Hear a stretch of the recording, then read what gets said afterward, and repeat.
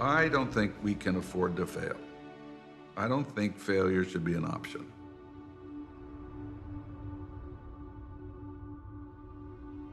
No, failure has to be part of the equation. You can't have stunning science without failure.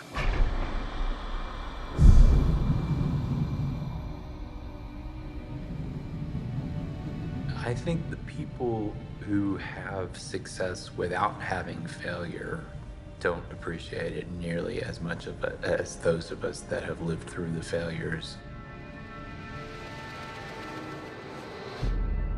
The laboratory doesn't seem to acknowledge the failed missions, have kind of disappeared. It's interesting when there is a loss, people who suddenly go away, who don't want to be associated with the failure or who don't want to set the record straight. We want to bury our losses. I think that it's the pain we can't accept. I think it's the personal anguish. It's the damage to the reputation. That fear has kept us from being even bolder than we have been, although we've been very bold. We hurt ourselves by describing the process in terms of winners and losers. You don't know how close you are to the edge. The honest with the successes and the failures about 1/8 of an inch apart. So we stumbled, but let's go back and see what we can learn from that and try it again.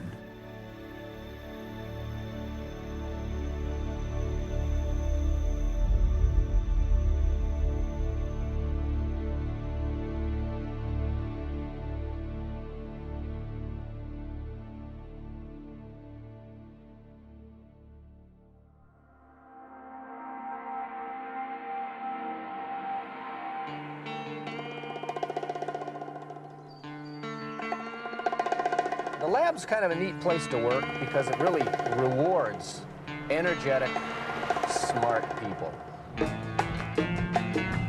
You have people in the lab that have been working here a few years and they talk about, they ask, how do you advance? There's 2 keys to success at the lab, really only 2, credibility and visibility.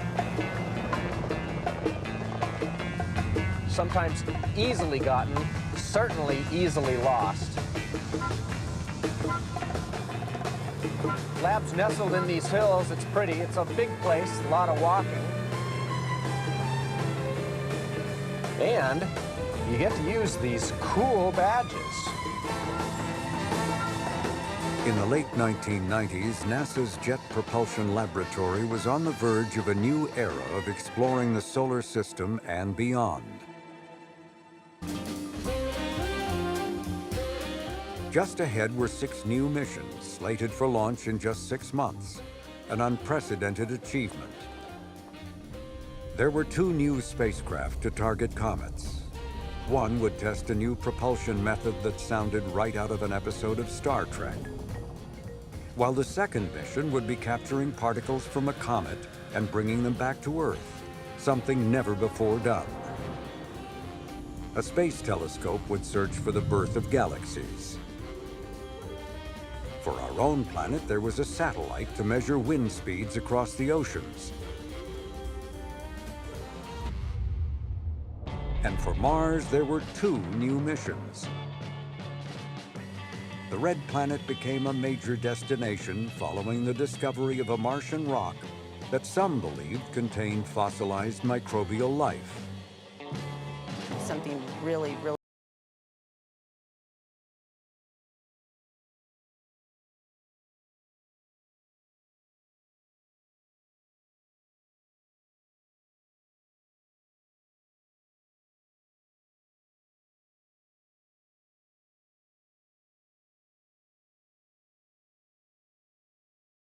watching.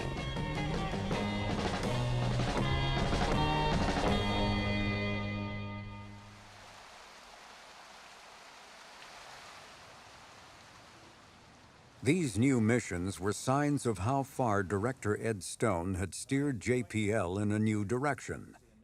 one that emphasized smaller, less expensive, but more numerous missions. I had come to believe that we had done the major global exploration missions, and we really needed to move on to a new frontier. And the question is, what was that frontier going to be? The new frontier had a name: faster, better, cheaper. It required embracing aerospace companies as partners and giving work over to them. And agency officials were to be viewed as customers to be satisfied. The new watchword was, make a deal and stick to it. If we're going to continue exploring the solar system, our engineering challenge, our science challenge, is to find ways to do that at lower cost. The changes underway also included staff reductions, even as missions were going out the door to industry that was hungry for work following the end of the Cold War. We agreed to reduce the size of the staff at JPL by 1,000 over a several-year period. Well, when that was announced, it was a bombshell. The laboratory had never voluntarily reduced its staff. I'd like to hear from you on what are you concerned about? What are you worried about? What are you fearing at this time? It was very difficult to explain or justify to the employees who were concerned about their job, and said, look, why are you doing this? You don't have to do this. My budget hasn't been cut. Why me? One of my concerns is that when there is It colored everything we tried to do. It was a grinding downsizing, you know. Every year you'd ratchet down a little more, and a little more, and a little more. But back in the back there? What should I be doing? Where should I be going for careers? Things like that. Are we going to build spacecraft, or is that industry? Where to go and what to look for in the future is real confusion. Not sure where to go with it. Yeah, well, you might ask, what does our customer in Washington expect of us, right? And for my level, I have the slightest idea of that. Faster, better, cheaper. Really comes back to the basic point, though, that JPL, the reason there is a JPL, the reason there is a federally funded research and development center for NASA is to do things nobody else can do. And so we have to always keep in mind that is really the reason we're here. And if industry can do it, then in fact it's much less appropriate for us to continue to do it. So we have to find a way to always move forward. But we are certainly not in an era where we can say this is ours and therefore we get to do it. In fact, we're being encouraged very strongly to make sure that where we can, we involve the wider community. And it really is a challenge for us, because that means just at the time we get our arms around something, we're told, that's great, go somewhere else, do something else, do something new.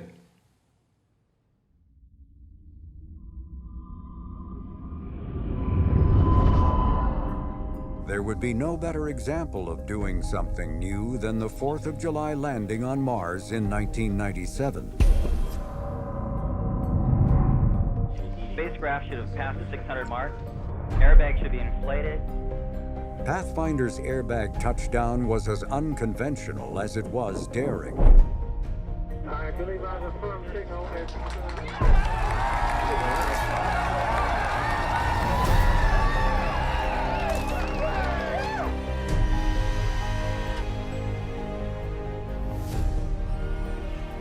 And after bouncing to a halt and unfolding, a tiny rover had trundled off the lander, the first wheels ever to roll on Mars. Well, it's my distinct pleasure to present to you the first rover on the surface of Mars.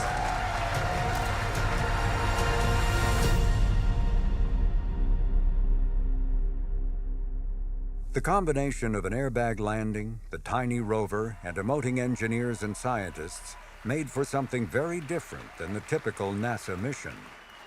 Yeah, opening a new era of exploration, as in the framework of the faster, better, cheaper, actually starts tonight.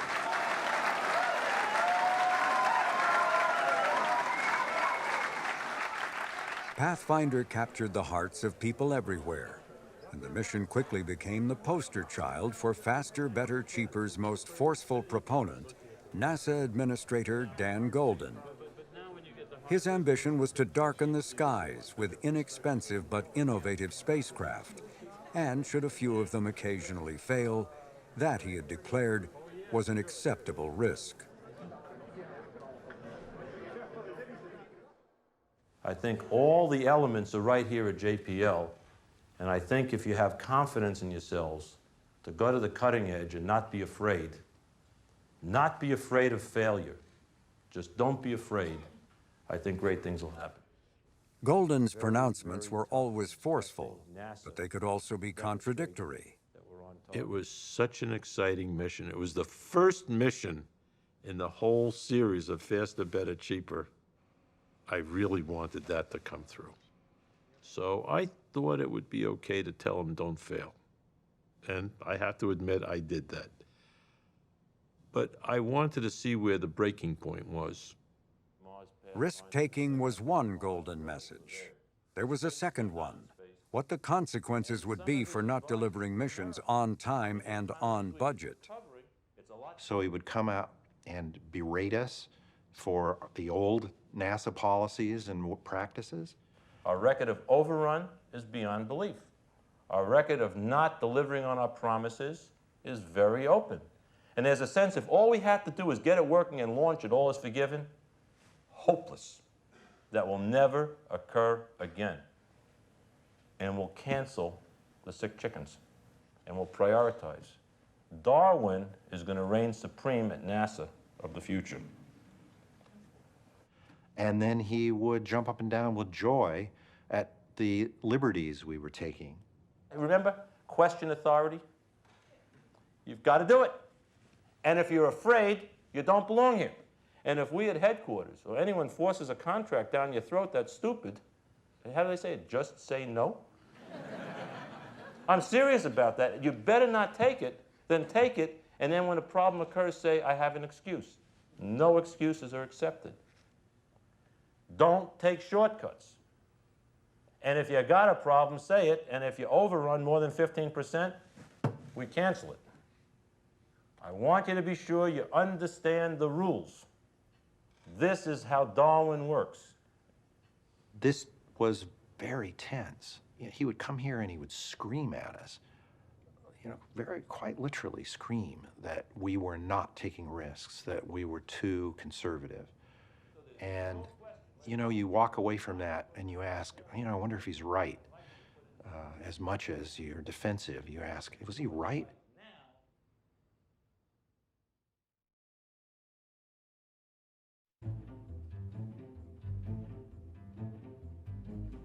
Pushing hard on JPL was one part of Dan Golden's plan to reinvent NASA.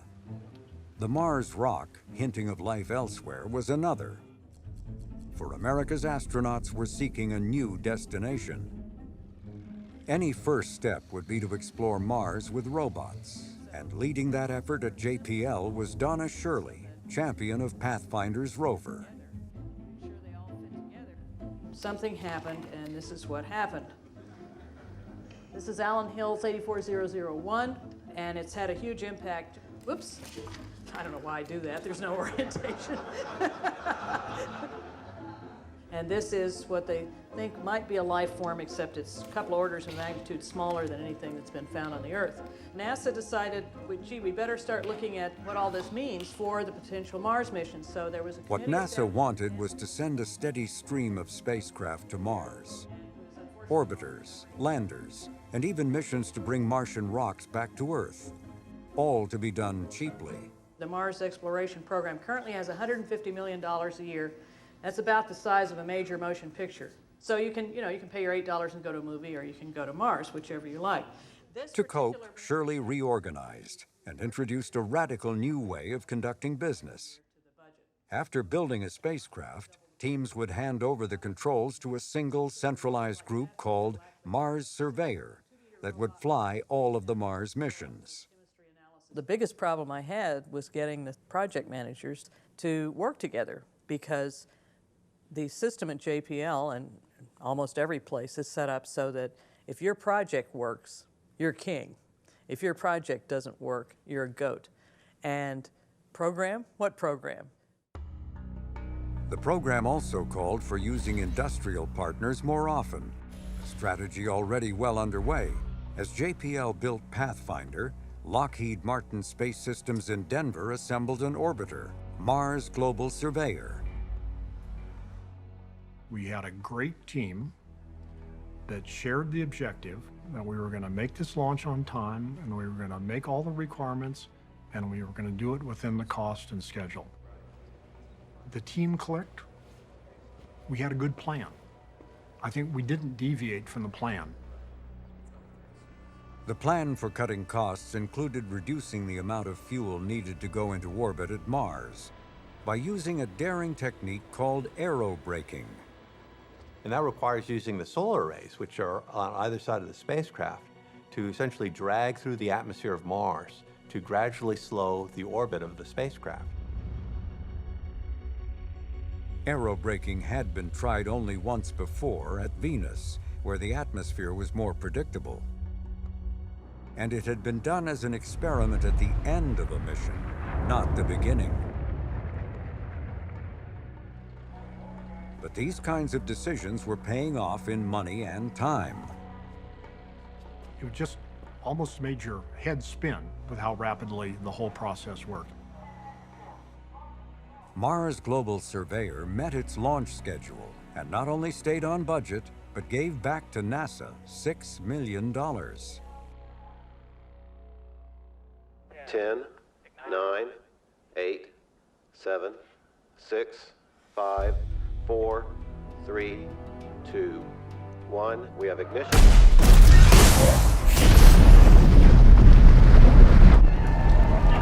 And we have liftoff of NASA's Mars Global Surveyor as America begins its journey back to the Red Planet.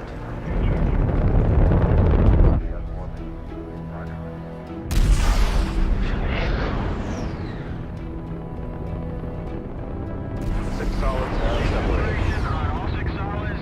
Everything is continuing according to the timeline. Main engine and vernier chamber pressures are good.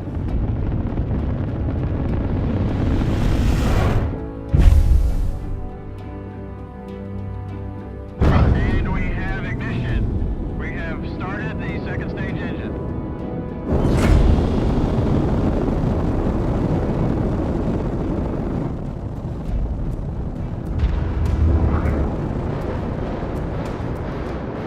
We have spin rocket ignition.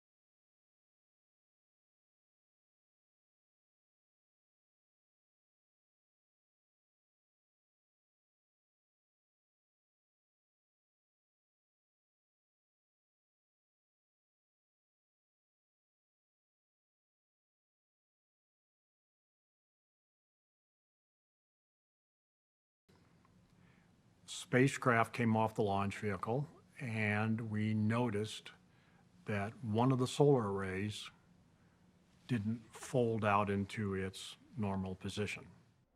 Good afternoon and welcome to the Mars Global Surveyor post-launch press conference. About that minor problem with one of the solar array panels, what is the worst case scenario? What happens if it doesn't get extended further? What are you going to try to do to fix it? If you get to Mars with it like this, do you lose anything? Do you lose power? What's the ramifications? The fact that we had a crippled solar array wing at the very beginning of the mission, which was absolutely essential to being able to do the aerobraking, really upped the stakes on figuring out what had gone wrong with the solar array deployment and trying to find a way to get it fixed. Telemetry suggested the array had not latched into place. For the entire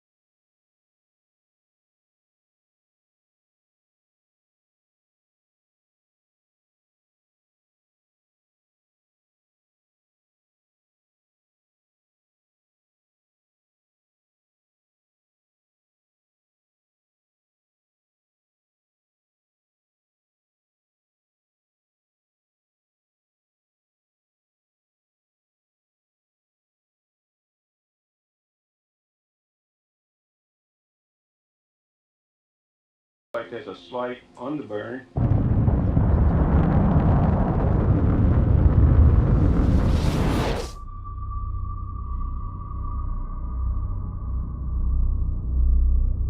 We were watching the telemetry, and we had this computer visualization going along. So as the telemetry hit the ground, people were calling out, main engine on, main engine firing.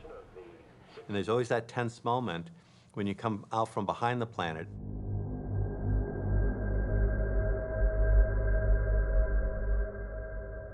We have a signal in the SSI.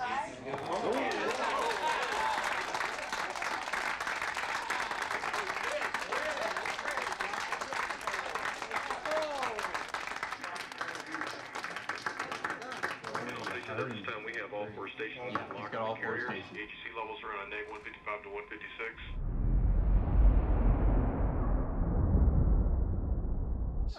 Celebratory peanuts there. All right. Okay, Glenn, MOI peanuts? MOI peanuts, okay. Good person, MOI. Thank you. So we're dead on the money on that one. All other attitude control telemetry looks pretty good. I'll go through them quickly. The control of the spacecraft right now, pause errors and body rates look good. So looks like we had an excellent burn. Go ahead, FLM. Glenn, we've got a healthy spacecraft in Mars orbit, and we're go for aero braking. Roger, I copy that. Couldn't be better.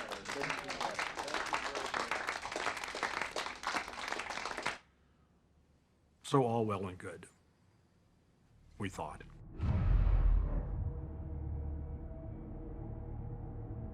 We did a couple of drag passes, and we noticed that the panel moved a little bit.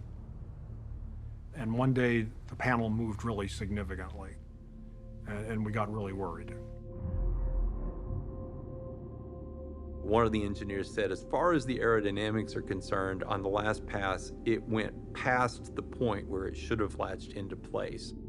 We said, that's not physically possible unless the panel is actually broken. And he said, that's what the aerodynamics are showing. And I said, I need a new aerodynamicist. The panel was physically bending, not just not latched, but it was actually out there flopping in the wind. There was a break in one of the hinge joints. The risk was that it would literally snap the spacecraft solar array off at that damaged point. So, gosh, this could be, mission catastrophic. To protect the spacecraft, it was commanded up, out of the atmosphere. The move bought the engineers time, but it also created a new problem. We knew we were actually very much racing the clock at that point. We did have another gotcha. We realized that if we didn't get restarted aerobraking, we would get to a condition where the orbit around the planet would leave us in the shadow of Mars for more than 8 or 10 hours, when the spacecraft had really only been designed to survive about a 1 to 2 hour eclipse. And if that were to happen, the batteries would eventually cease charging, and slowly, Global Surveyor would freeze and die. Good morning, and thank you for joining us at the Jet Propulsion Laboratory. The Mars Global Surveyor spacecraft has been in orbit around Mars for about 2 months now. Several members of the team are here this morning to give you an update on the mission.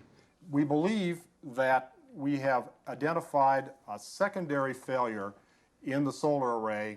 This little model of the panel shows you the 20-degree kink, so to speak, between the yoke and the inboard panel where the damper arm was caught.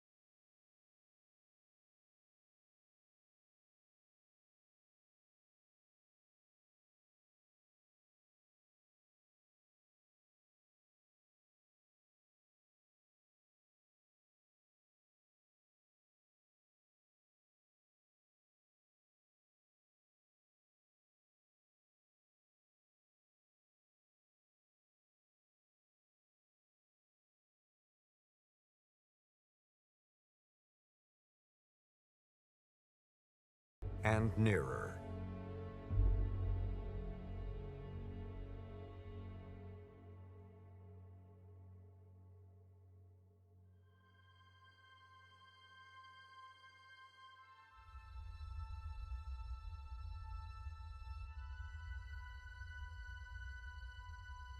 There are many reasons for the grip Mars has on the human imagination.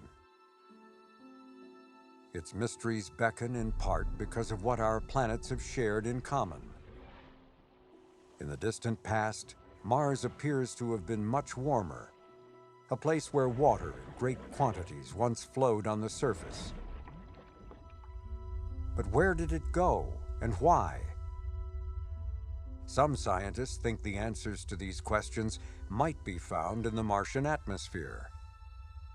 All of the geologic evidence that we see on the planet from early data from Mars suggested that it was once very wet and therefore apparently warm. Well, the atmosphere role in this story is, well, where did the atmosphere go? Why is it so dry? Why is it so cold? How did the climate originally start out as wet and warm? We couldn't explain that early on, and we couldn't understand why the atmosphere changed so radically.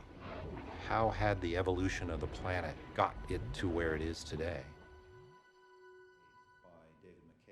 Dan McLeese devoted his science career trying to answer these questions.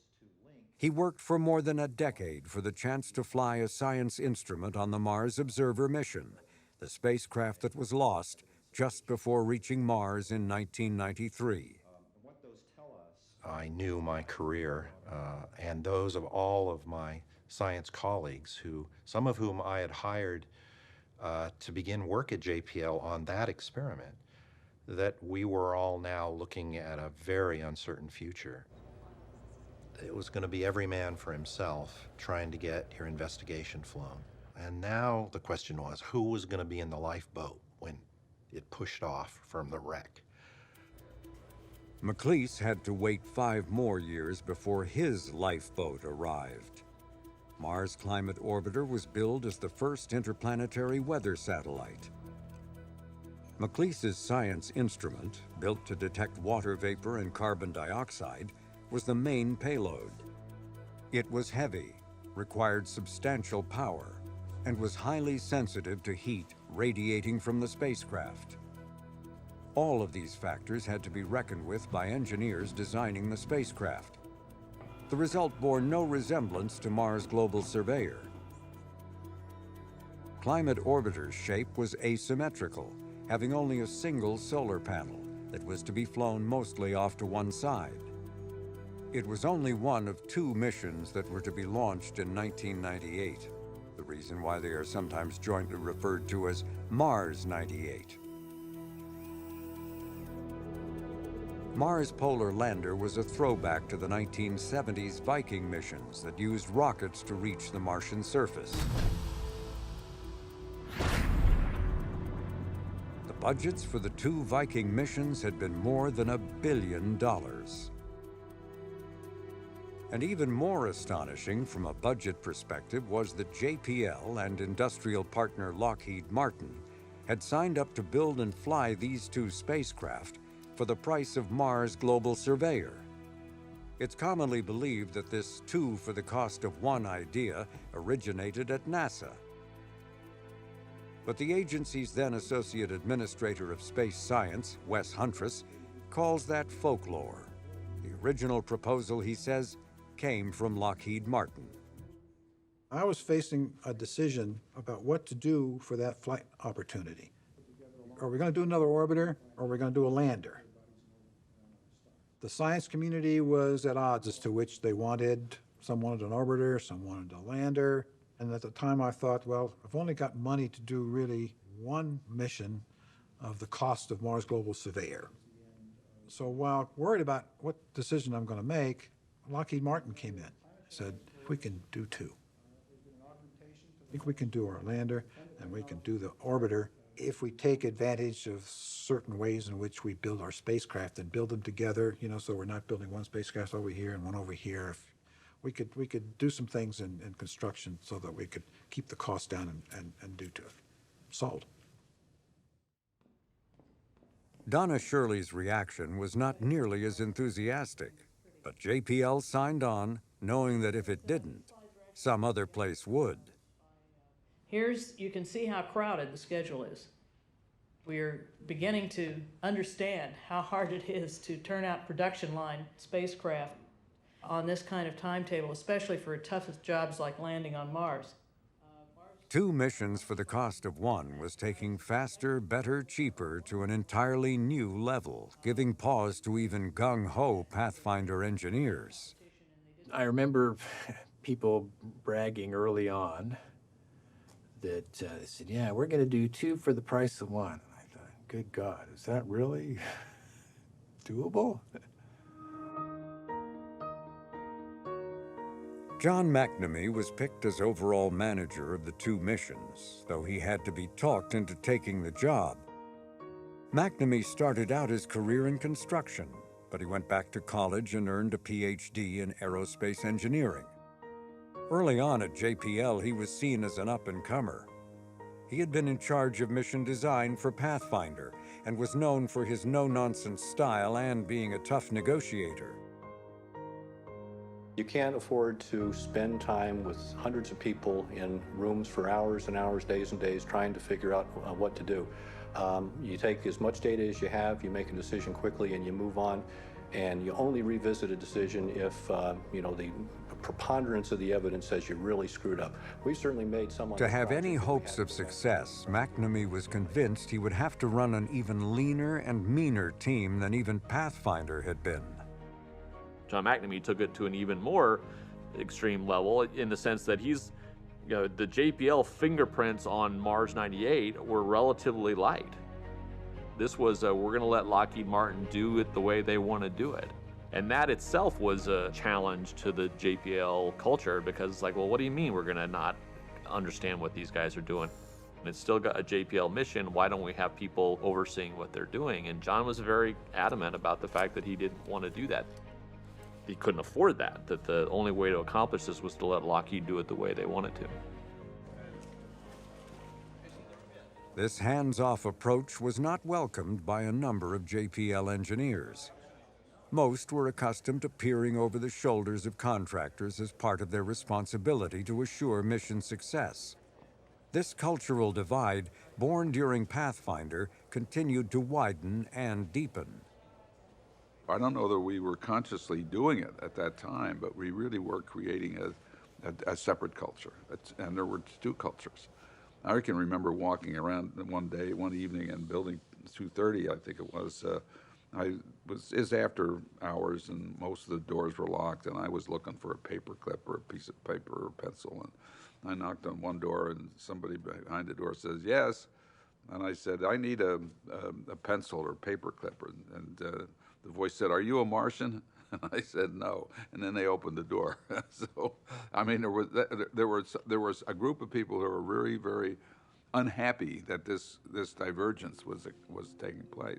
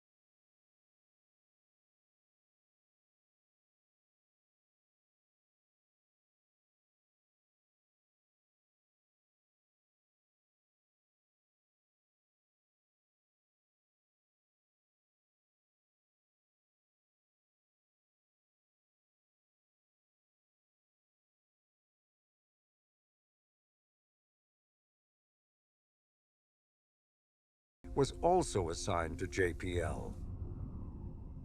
Chosen to lead the effort was Sarah Gavitt. And electrical aspects of our design. There are a lot of challenges in designing a system that will survive a crash landing. We started off very early on the mission with a very aggressive test program. To truly have tested it, we probably would have needed 1,000 probes that you fired in under a variety of environmental conditions. We didn't have the luxury of doing that. And so we did have to take some shortcuts in the testing area. Deep Space Two's breakneck schedule demanded making decisions about risks that no ordinary mission would contemplate. And when this experiment was elevated to project status, expectations for success were raised too. John McNamee did not want the Deep Space Two probes on his spacecraft, and I don't blame him. We were just going to make his mission heavier and a little bit more complicated. McNamee was unable to keep Deep Space Two or most of the other add-on payloads off the lander. And a year from launch, he saw an even greater threat looming. This one from inside JPL. The centralized team that was to fly the two spacecraft were still busy finishing aerobraking for Global Surveyor. Where, McNamee asked, was a detailed schedule for the new Mars missions? When would staff have the time to learn to operate the two spacecraft?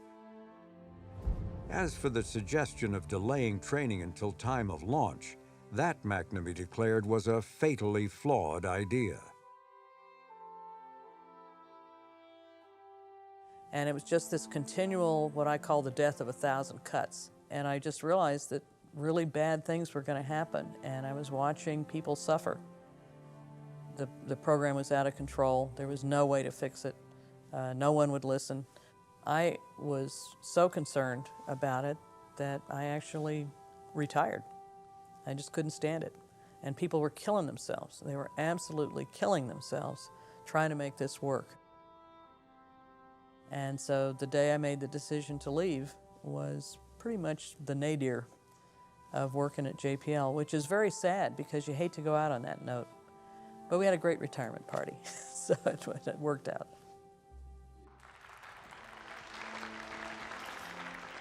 Besides official proclamations of a job well done, Shirley's retirement party featured humorous skits in keeping with the JPL tradition of its day.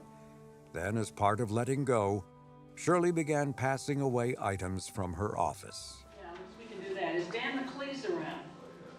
Okay, Dan. Now, Dan asked me for this, and nobody wants to own Mars more than Dan. Shirley's final gift was a not-so-subtle dig at those she believed still were not heeding her warnings.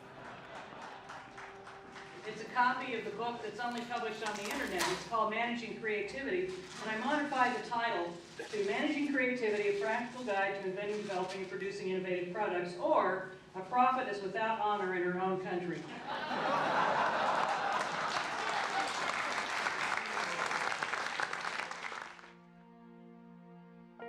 There we go. That's the one.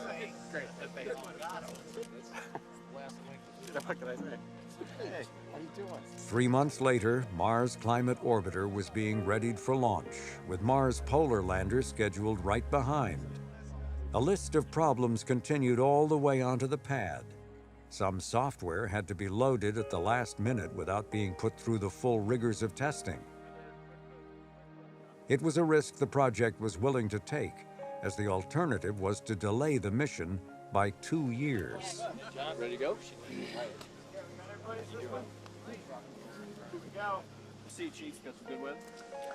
A review board of hard-nosed veterans also delivered the verdict that the two missions were ready to fly. The JPL Lockheed team had done what many thought impossible.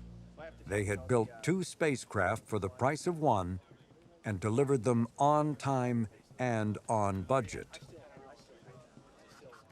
For me personally, 15 years ago, I was hammering nails in 100-degree heat on the roof in Texas, so I'm very excited to be doing what I'm doing right now as opposed to that. Frank, about Aviation Week, kind of a broader question on the lower cost missions. Are you guys going to maybe go back and do an operational scrub of any sort beyond what you would anyway? I do not think spending huge amounts of money necessarily guarantees success, and we have examples of that. And I think the thing to remember is that the complex nature of this business sometimes does come back and get you with little problems. And I've said this before, the surprising thing is not that we have scares or problems. The surprising thing is that we have so few of them. It's a very difficult business. RCO, report ready to go for launch. Ready to go for launch. And we have liftoff of NASA's Mars Climate Orbiter as we continue to explore the mysteries of the red planet. We have liftoff of the Delta II rocket carrying the Mars Polar Lander, NASA's first visit to the red planet's southern pole.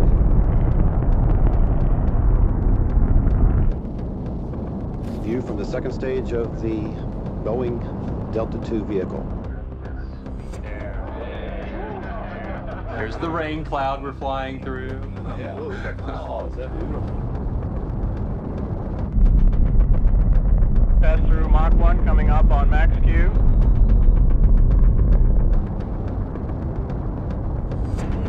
Main engine both burn gears continue to burn well. We expect to see these boosters burn out and jettison. And we have jettison of the solids. Again, a beautiful view from the second stage of the Delta vehicle. And we have main engine cut off. Main engine has cut off. The progress of launch, everything continues to go right on schedule. No issues or concerns are being addressed at this time.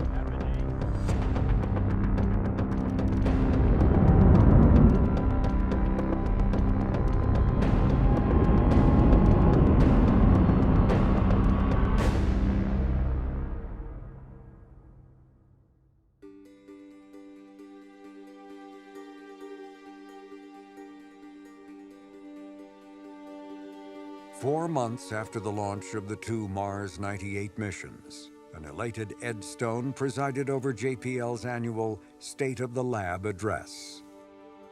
Well, it's hard for me to imagine a more exciting time than the era we're in right now. 6 launches in 6 months. Never before in the laboratory's history. It is great. It's great. Well, not only are these wonderful missions, but... For nearly a decade, Stone had worked tirelessly to adjust the culture of JPL, to transform the nature of the lab's missions, and to fundamentally alter how the staff performed its work. And now all of that effort was coming to a head. I've been working at JPL on a part-time basis at least since 1972, starting with Voyager. And I can't remember a time that's more exciting than this one. I really, literally cannot. Even though the Voyager encounters were wonderful, they were spikes. What we have now is a continuum. But just 2 days after his address, one of those 6 missions, a space telescope built by a university partner, failed. An event set in motion when its cover ejected prematurely. The 2 new missions on their way to Mars were struggling too. Both were experiencing problems related to sunlight conditions, the result of design flaws. The solutions required flying the spacecraft in different orientations than originally planned. Oh my gosh, it just seemed like it was another one of those periods where one thing after another went wrong. I mean, every day we struggled. We ended up essentially putting the MCO in a semi-comatose state so we could get through the launch of Mars Polar Lander and get it going okay. And then we said, okay, then we'll come back and we'll deal with the issues that we had on MCO. Mars Polar Lander had its own issues shortly after launch, and so we coped with that. The spring and summer of 1999 was like the most intense period of my entire life. And I later realized that was only the beginning. The journey to a planet is usually considered the quiet time of a mission, but that was not the case for Mars Climate Orbiter due to its shape.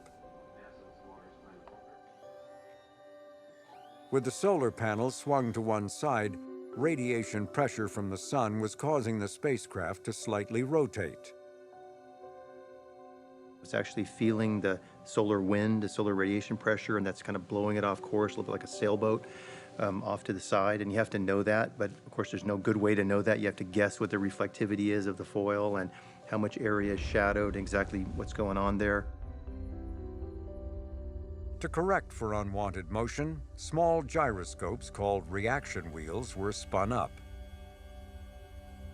But eventually they began spinning too fast. Then yet another force in the form of thrusters were used to desaturate or de-spin the reaction wheels. And you have to know, how long did it fire its thrusters and how much force was applied. And a mistake in any of those means you could be kilometers off course, because those things build up over hours, days, weeks, and months on the way to Mars. And you can actually get quite far off course if you don't know exactly what's happening. Climate Orbiter's thrusters had to be fired every 17 hours, an unanticipated chore that added more pressure on a team that had been stripped down to a skeleton crew. Only one full-time navigator was assigned to the mission. And during the first 4 months of cruise, navigation data from the spacecraft was not even usable because of a software error. When that problem was fixed, something seemed slightly amiss in the predicted plots. We knew there were some funny things going on with the navigation products. It was in that gray area between it. It wasn't bad to the point of you have to do something about this now or the mission's over. It wasn't just fine. And so often, when there are one problem after another, I found in my own role, you really have to judiciously problem.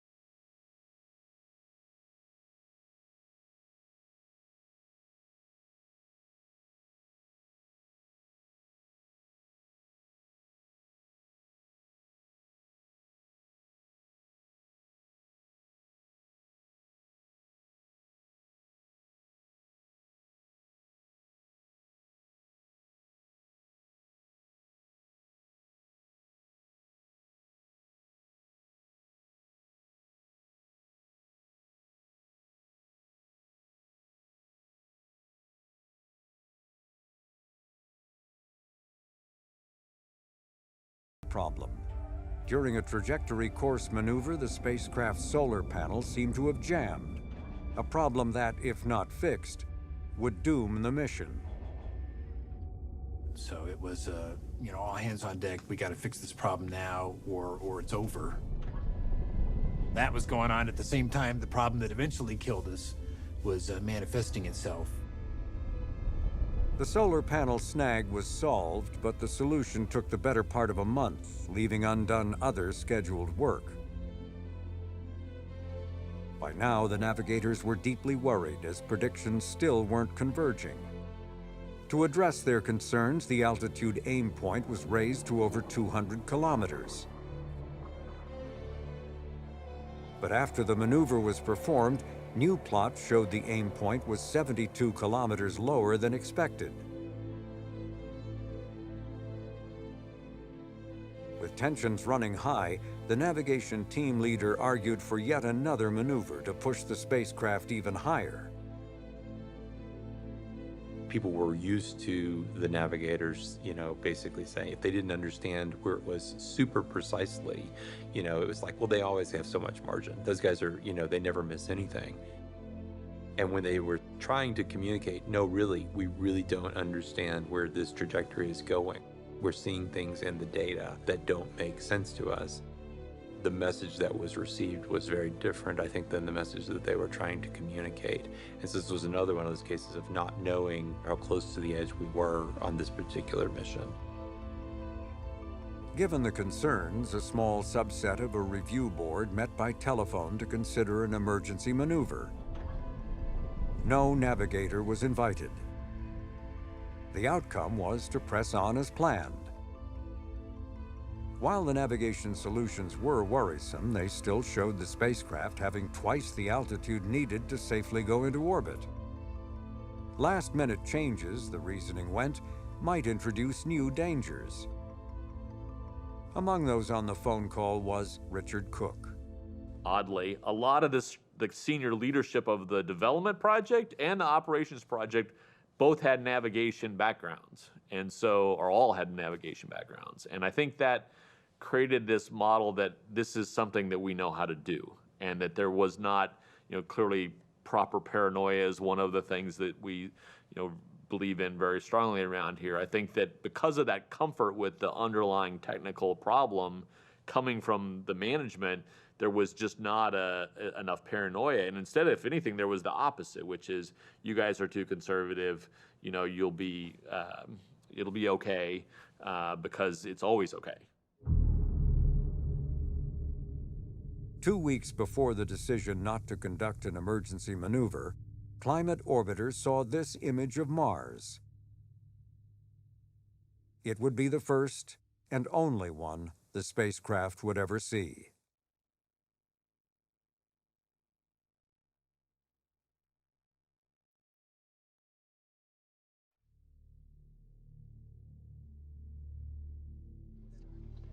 Good morning. This is Mars Climate Orbiter Mission Control of the Jet Propulsion Laboratory in Pasadena, California. JPL is an operating division of the California JPL's live TV coverage of the orbit insertion of Climate Orbiter began in the early hours of September 23, 1999. Given the hour, there were only a handful of people in the small mission support area for what many believed would be a routine event. The team resides and is watching all the telemetry come on in. At the Lockheed Martin Center, they do the actual commanding. Telecom systems go. I just want to let you know the stations look like they're in lock at the appropriate level, and everything's nominal.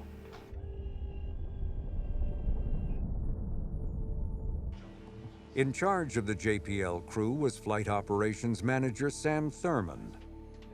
John McNamee was there too. He was now working on a different mission, but he had continued to be in close touch and his opinion still mattered. Looking on from just outside the room was Glenn Cunningham.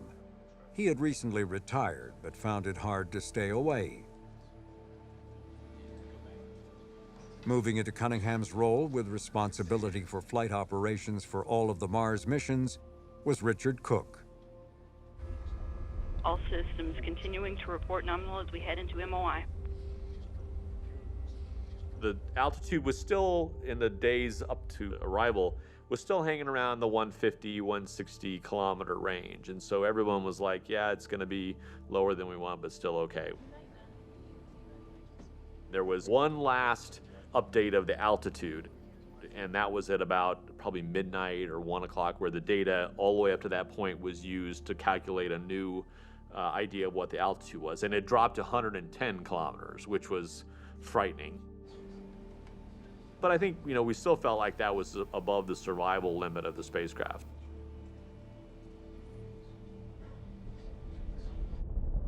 Systems FOM. FOM systems, go ahead. Hey, can you ask Telecom to forward a predicted AGC level once we are in the burn attitude?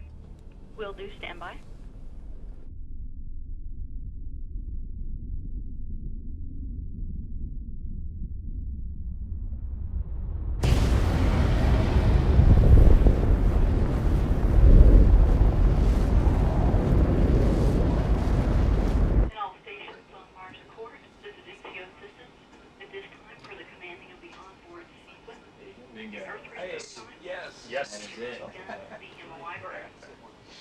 And next event again would be loss of signal with occultation start at 9:05:41.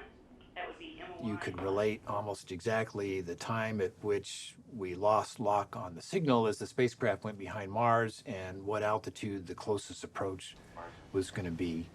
Okay, Station 43 reports that they dropped receiver lock at 090456.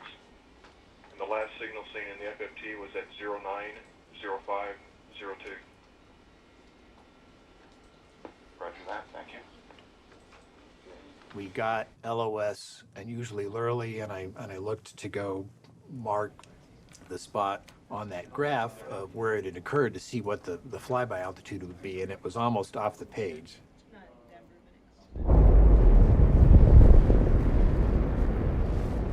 So at that point, I remember thinking, uh-oh, we really got a problem here. FOM. Yes, sir. Could you call me at 7?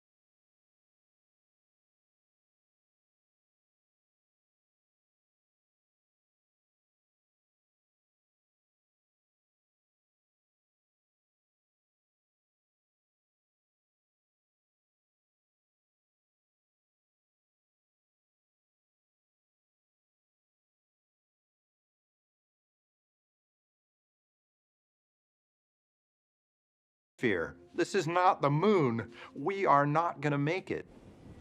Okay, waiting for acquisition of signal. Okay, let's listen in and see if we get AOS.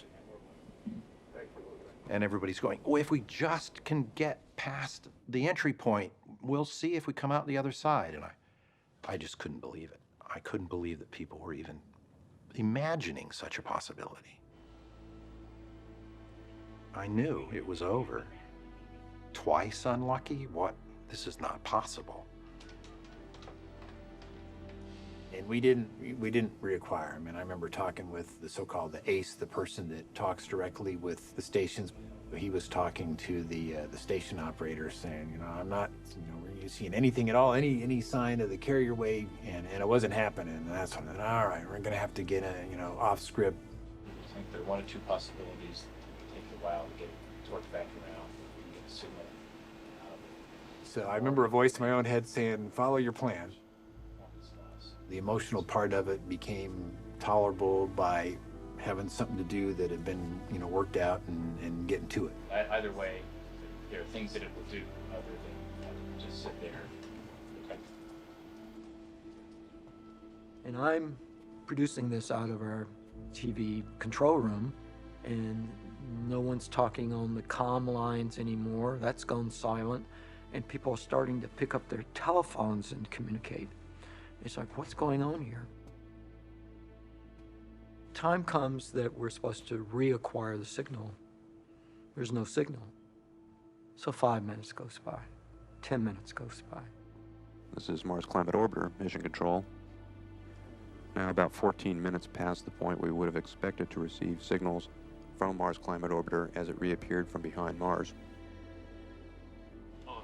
David Seidel, who was doing our commentary, gets off mic and calls me and says, I don't know what's going on. What is it that I'm supposed to say?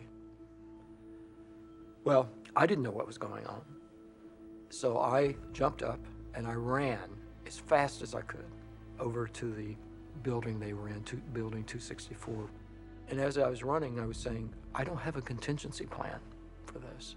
I don't know what it is I'm going to do when I get up there. But I've got to have a decision made by the time I get off that elevator. Okay. Yeah, I don't think we'll probably not do the live shots. But hold on that. One thing at a time, okay? Hold on. Okay. We'll get Richard in here. We need to shoot him with a camera. I had to grab Richard Cook out of the mission support area and have him go on live to tell whatever it is that we did know, we needed to tell that right then and there to the world. This is Mars Climate Orbiter, Mission Control at the Jet Propulsion Laboratory. Joining us now is Richard Cook, who's the Mars Surveyor Operation Projects Manager. Can you give us a quick update of what you know? What we're working on right at the moment is the spacecraft has a number of autonomous recovery processes that it goes through when it has a fault. We believe that we are in all likelihood in the midst of one of those, so we're going to be monitoring it over the next few hours to see what happens. I think we will, obviously we will, as soon as we find out something, we'll let everybody know. But at this point, we're still very confident that we're in orbit at Mars, and we're going to see this spacecraft signal sometime, like I said, in the next few hours. It was about that same time when the navigators came in and said, now we've got data all the way up until the point at which it went out of communications. When they processed that data, it dropped to 60 kilometers, right, which is obviously below where we thought it was survivable. And so that's really when it hit the fan, so to speak, and where everybody began to worry that we had lost the mission. We have a briefing this morning to give you an update on the status of Mars Climate Orbiter. A few hours later, not long after sunrise, what had been planned as a celebratory press conference was instead the beginning of a long search for the guilty. Robin Soriano with Florida Today. Could you tell us who is responsible for sending the navigation commands to the spacecraft? You must have a list of potential suspects already. This isn't the first of the smaller, faster, cheaper, better spacecraft that you've had problems with. Covered a lot of JPL missions, and I realize you don't get the real final tracking until you get close to the planet, but I can't recall an era this large ever.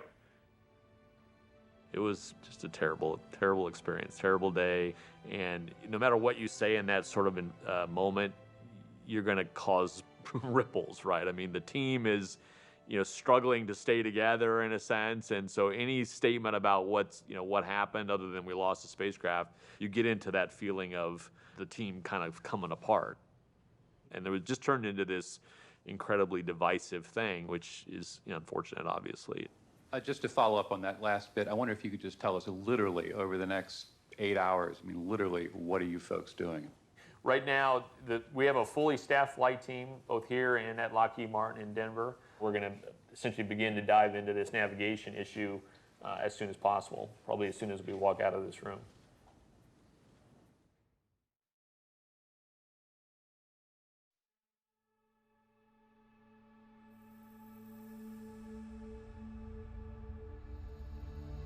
One month before the loss of Mars Climate Orbiter, a JPL-built spacecraft called Cassini had skimmed closely past the Earth with pinpoint accuracy, bound for Saturn. Cassini was the most expensive and advanced planetary spacecraft ever built, the quintessential Battlestar Galactica. I hate that word, Battlestar Galactica, but I understand where it came from.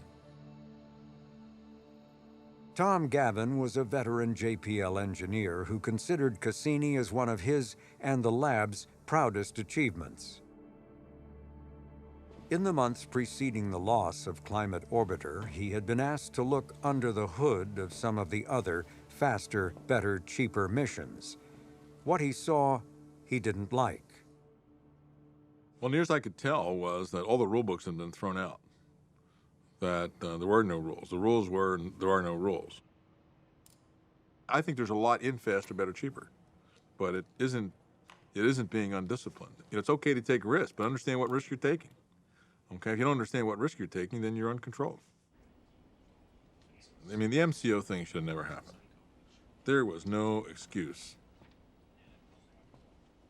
I figured this was an easy event. And about 3 o'clock in the morning, I got a phone call. You better come in. And I walked in and I ran into Cunningham and McNamee.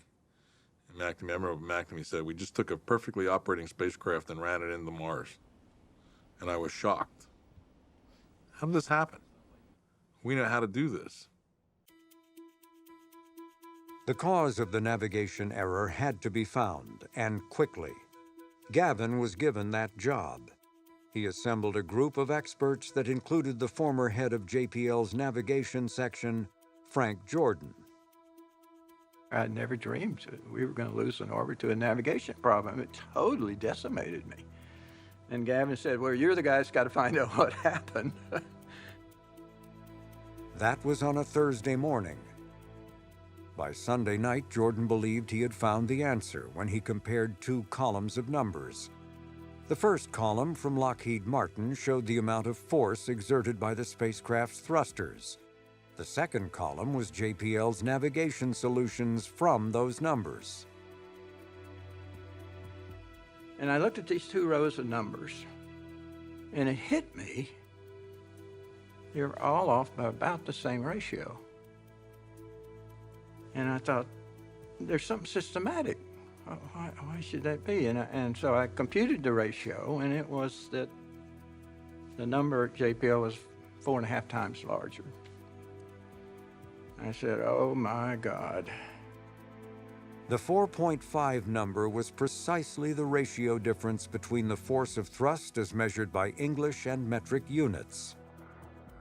For the entire journey, the navigators had assumed the numbers supplied to them by Lockheed Martin had been in metric units, as had been specified.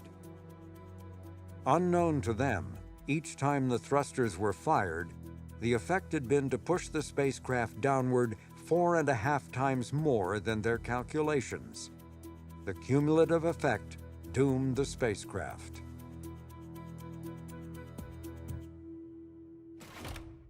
From morning newspapers to late-night talk shows, JPL and NASA were ridiculed, for the metric confusion mistake was hardly rocket science.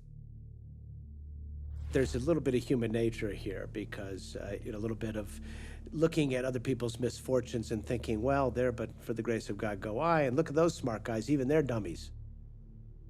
When it's laid bare and it comes out to something as simple as one team using the metric system, one team using the English system, and not knowing that there's a human foible component to it that everybody gets, because we've all made mistakes like that. This is just one of those epic mistakes.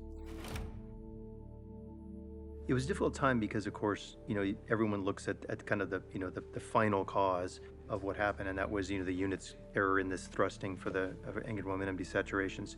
But of course, that's the tip of a big iceberg. Mike Watkins had been named supervisor of all of the JPL navigators only a few months before the loss of Climate Orbiter. He too was swept into the media storm that broke over the measurement mistake. The harder thing to talk about is, what led to the design, what led to the lack of communication, what led to the lack of staffing that didn't uncover that problem and work that problem to a solution. And I think the disappointing part was, of course, you couldn't tell that story. You can't tell that story in the Tonight Show monologue. I personally see the climate orbiter failure as a failure of communication, a failure to communicate how the flight system design with the more frequent desaturations would affect navigation, a failure of the navigation team to have enough people to communicate with their peers. Oh, hey, we see something funny. What do you think about that? And also a communication failure between our operations team and the nav team. And I think that lack of deep communication is really the thing we learn to fix in future missions. Good afternoon and welcome to NASA headquarters. The subject of today's briefing is the first report of the board investigating the failure of NASA's Mars Climate Orbiter mission and actions underway at NASA in response. Let me say right at the start that we clearly made a serious error. Mars Climate Orbiter was on the wrong trajectory, and our checks and balances did not reveal that error. And suddenly that NASA euphoria that had been building all that time from Pathfinder to that moment evaporated. Our report seems to list poor training, poor communication, cockiness, and a whole bunch of other not good things. So I know no one person is responsible, but is there someone who should take the blame, who should be reassigned or fired? There was blood in the water, okay? It was a feeding frenzy. The underlying tension associated with all of this, somebody described it to me as near panic at Jet Propulsion Laboratory over this whole scenario. These were people who really knew the space business, really understood what faster, better, cheaper meant, had deep sources that were saying, this is not good, pick two, faster, better, cheaper, pick two. And we knew it. We knew it was dead in the water. None of us want another mistake to go unchecked and unfound. One of the most difficult challenges I had as director was the press conference following the failures. And because such press conferences tends to be focused on fixing the blame. And of course, JPL was ultimately responsible for the mission. So in that sense, the blame was fixed on us. But on the way back to the laboratory from that press conference, I realized the most important thing was to fix the problem rather than fixing the blame, so that in fact we could create a program moving forward. And so on the way home, we worked on a speech which was in fact focused on the way ahead rather than on fixing the blame. Without a question, yesterday was the hardest day I've experienced in all my years at JPL. It was hard because of an old truth. The higher the expectation, the greater the impact of failure. The future will depend on what we collectively learn from the loss of Mars Climate Orbiter. Can we learn from our failures as well as our successes? When we fail, do we learn to fix blame on individuals, or do we learn to accept failure as a team? Do we learn that the pain we experience in losing a mission is so great that we avoid difficult challenges? Or do we learn to accept the challenges knowing that either great satisfaction or occasional disappointment awaits? My choices are to embrace the tremendous future that can be ours. But just as our past successes did not come easily, neither will the future. In the future, success will be defined not only by what we do, but how we do it. And how we do it starts today.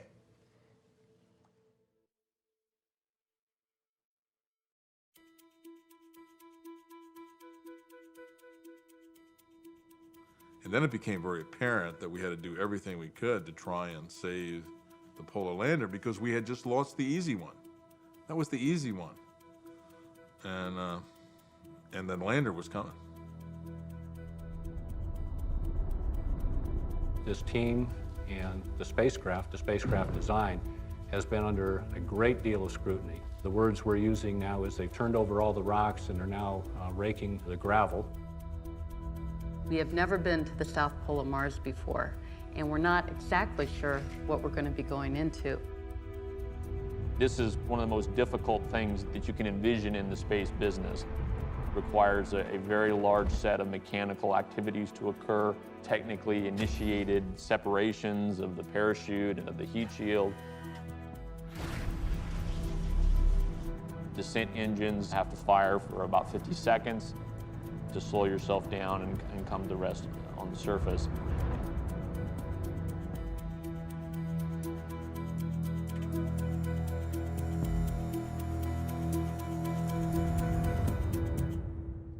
After the cause for the loss of Climate Orbiter was found, Tom Gavin and NASA led an all-out search for flaws that might doom the polar lander. They had only 2 months to dive into the intricate details of a spacecraft that had been built 1,000 miles away and was now millions of miles out of reach. This frantic scrutiny uncovered a handful of potential problems that were addressed. There was one issue that had no solution.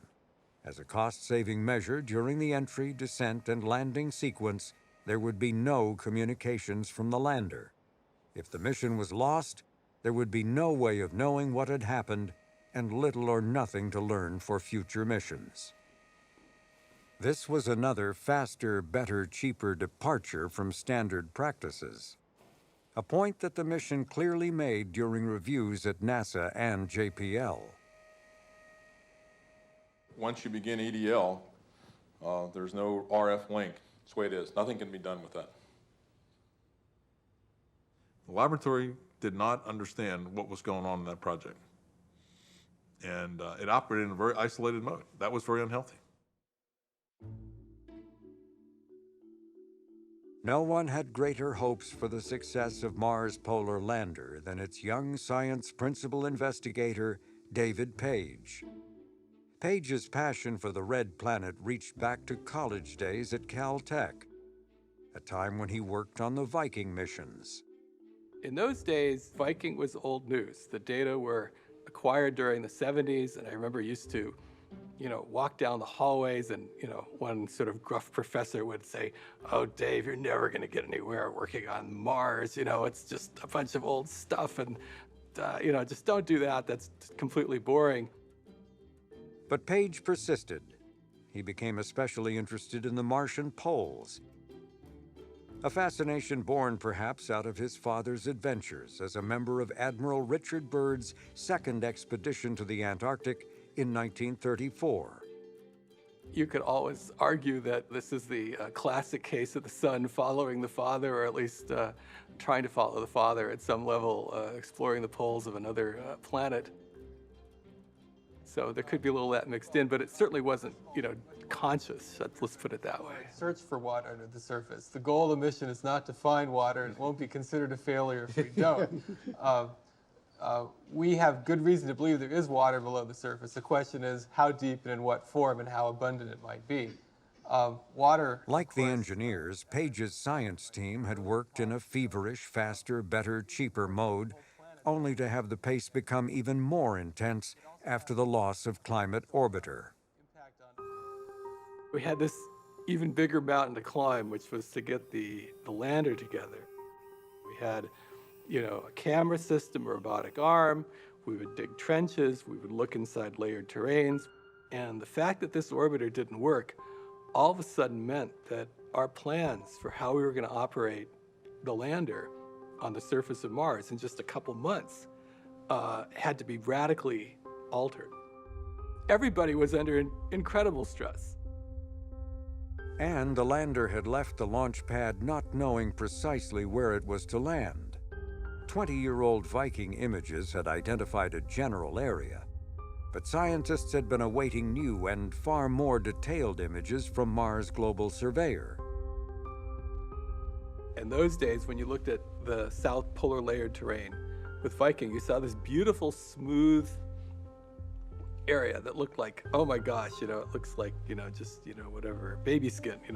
There's no, there's no hazards here whatsoever. But that impression was dispelled by Global Surveyor's images. Although this topographic map of the landing area was intentionally exaggerated to highlight height differences, it was still a sobering jolt as landing day approached.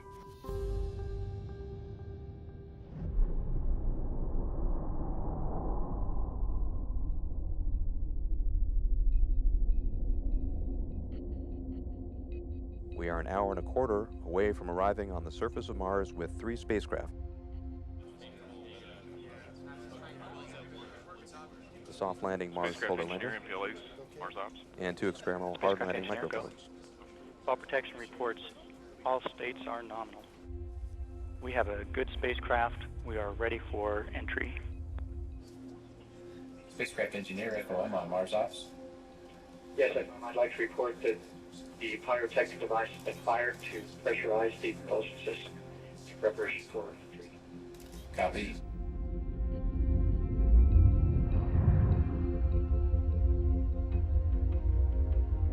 FOM copies. Spacecraft go for entry.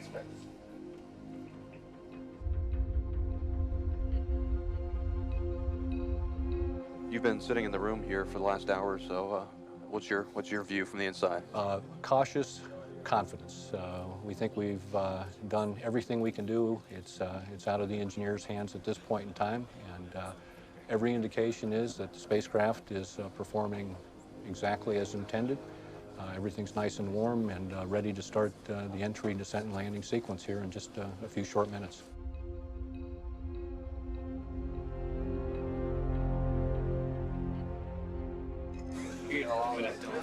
You guys have eaten a lot of people.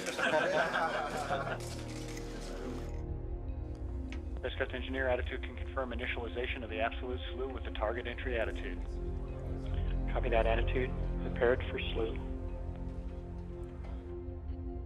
FOM copies. Autopilot initialized for slew. This is a Doppler plot. What we're seeing as the line curves downwards is the increase in the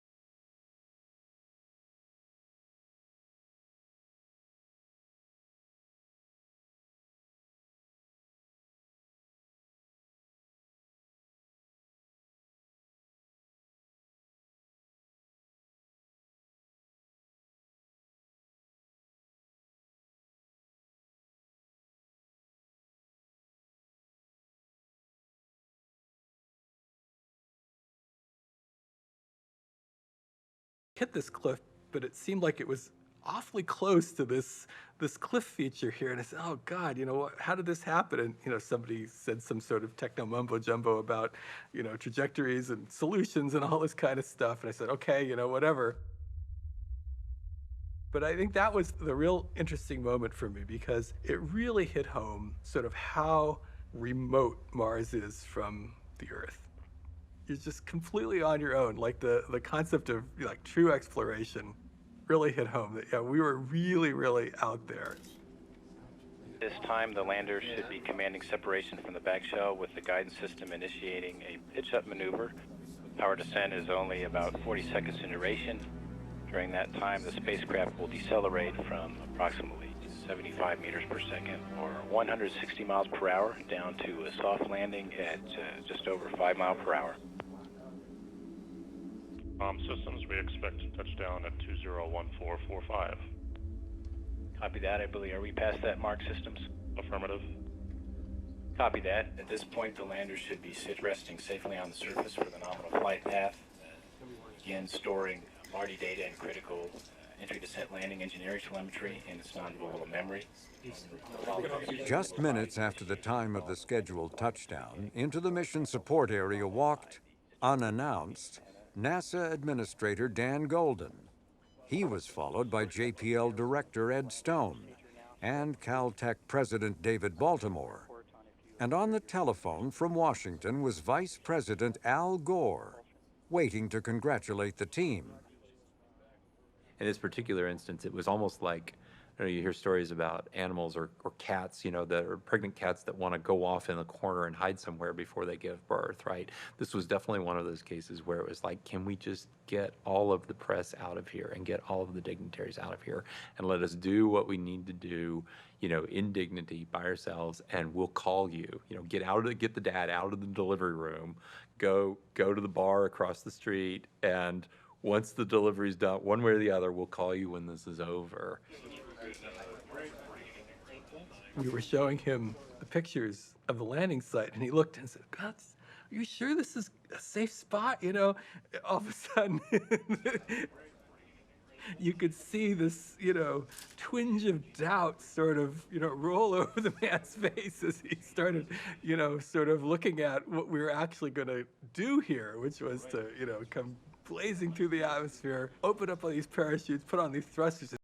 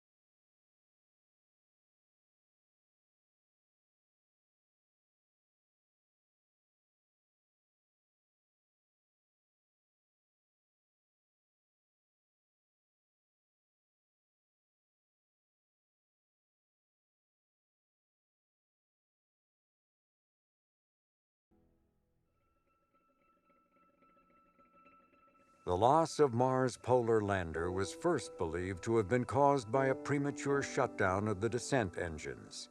If true, the lander, after safely traveling 200 million miles, was lost in the last 200 feet of its journey. But no crash site has ever been seen from orbit. Subsequent research points to the likelihood that the lander and its cruise stage never separated. But Mars' polar lander remains a mystery still to be solved. We just went too far in trying to skinny down and reduce the number of eyes, the number of people involved, was just too fragile. It almost worked. In fact, it probably could have worked, but that is not the right answer. The right answer is to find the right balance of checks and balances and safety net so that, in fact, you don't expose teams to these sorts of situations, which are really devastating for the teams. The eyes of the world are always upon us when we go to the red planet. When we succeed, 1 week after the failed landing, Ed Stone once again addressed the lab. While acknowledging another painful loss, his message was really about the future. the last week has been very difficult, and the attention is far from over. But scrutiny and criticism can be good things. At times, we will be uncomfortable with some of what is said about us. But at the end of the day, we will learn from what has happened, and JPL will be a better place for all of it. I was reminded of this earlier this week when Homer Hickam, the author of Rocket Boys, some of you may know the book by the movie title October Sky, and he suggested that I turn to chapter 19 of his book.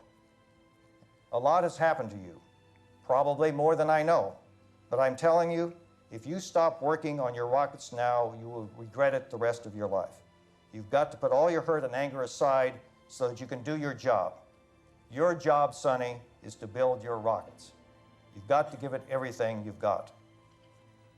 You all are Homer Hickams. A lot has happened to you, probably more than I know. But if you stop working on your rockets, on your projects, you too will regret it the rest of your life. You have to put all your hurt, your anger aside so you can do your job, because your job is to build the rocket. Your rocket is going to open the doors to space exploration in the 21st century. Thank you.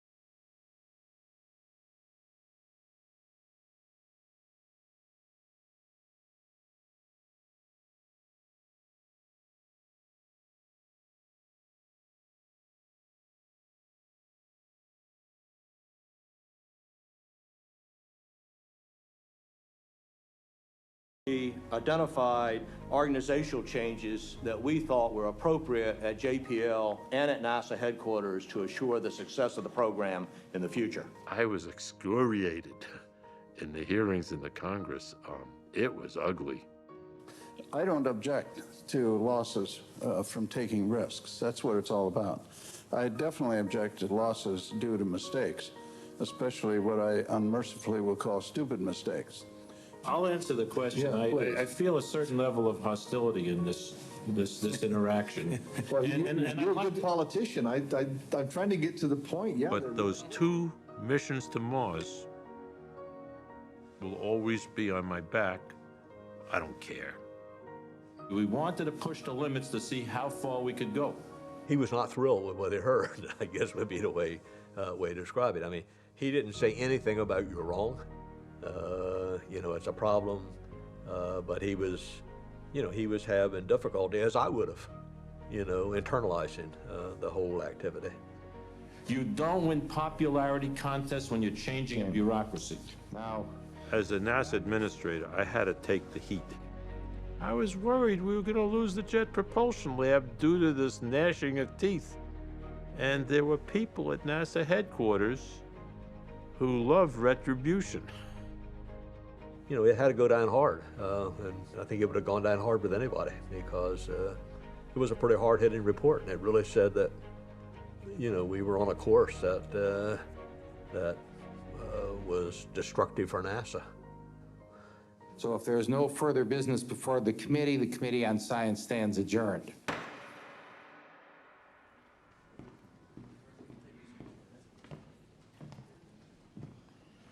I pushed too hard. And in doing so, stretched the system too thin.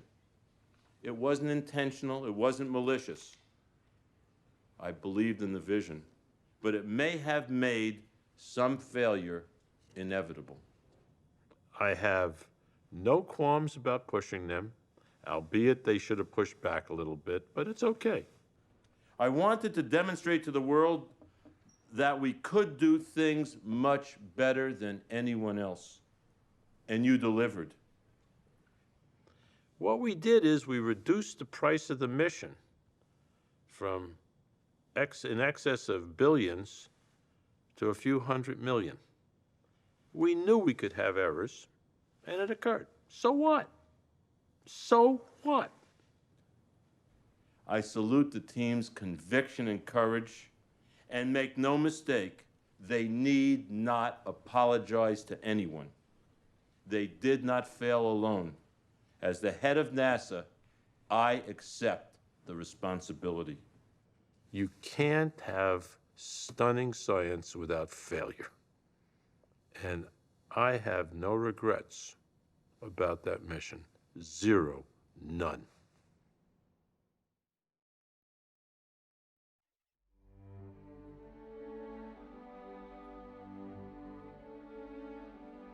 The Mars 98 failures were a setback and a new beginning. Rather than retrenching, NASA's Mars program was reinvented and given greater financial support. In years to come, technical twins of Mars Polar Lander would fly. The Climate Orbiter mission was immediately reflown as Mars Odyssey 2001. We have basically 8 receivers in lock right now on the spacecraft, all.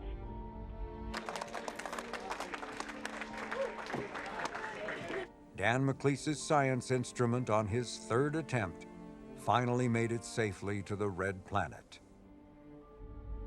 Getting Mars Odyssey underway was a fitting capstone for Ed Stone's tenure as JPL director. And before departing, he signed on to a bold plan to send an entirely new kind of rover to Mars. Dan Golden liked the idea so much that he ordered up 2 of them. It was one of his last major decisions.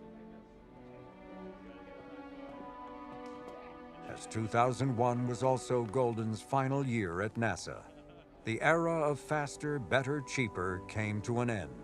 But there would also be far fewer Battlestar Galacticas. And while one era was ending, another was beginning. For JPL and its new director, Charles Elachi, the arrival of the 21st century would be the opening of a renaissance of space exploration. And several of those involved in Mars 98 would join the ranks of the laboratory's upper management. One of them was Tom Gavin, who would put in place flight rules and practices that all missions were required to follow. Spacecraft became more expensive as a result, but more of them worked. The year 2001 also marked the completion of Mars Global Surveyor's primary mission. The mapping orbiter would continue to operate for 5 more years, collecting more data than all previous Mars missions combined. But Global Surveyor ceased operating in 2006, its demise brought on by an error made during an update to the spacecraft's complex computer system. It was another reminder that humans are, and will always be, mistake makers.